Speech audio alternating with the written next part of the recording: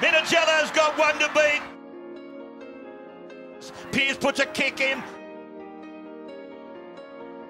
Carney picks him up and lumbers him into the ground. It's gone to Jennings. Jennings, look at him go. He's over. Here's another run by Penrith.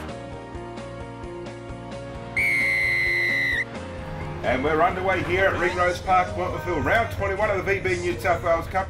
A world away from the bright lights of ANZ Stadium, New South Wales Cup Rugby League players battle it out in park football venues all over the state.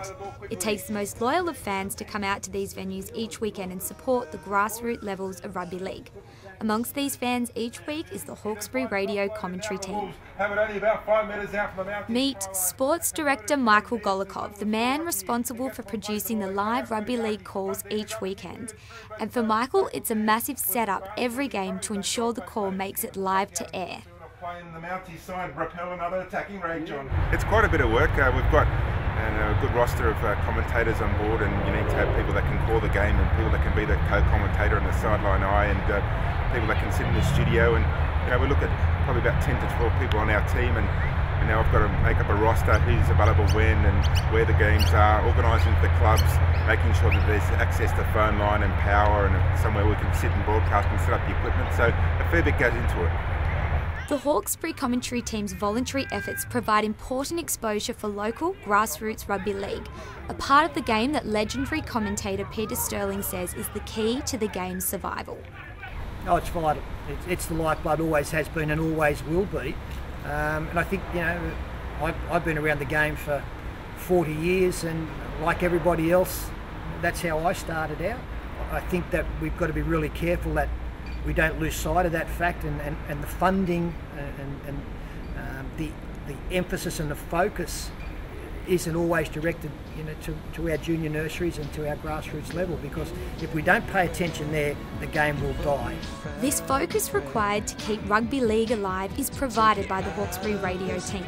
But unlike the Ray Rabbit Warrens of the professional world, these commentators have to look after every aspect of the broadcast themselves. It's a beautiful day.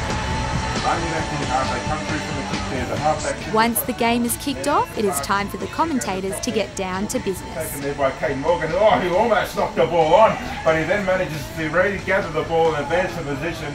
It is equally as involved and exciting for the sideline eye, who must ensure they secure interviews with the assistant coaches and best players on the day. So that's full-time here at Ringrose Park.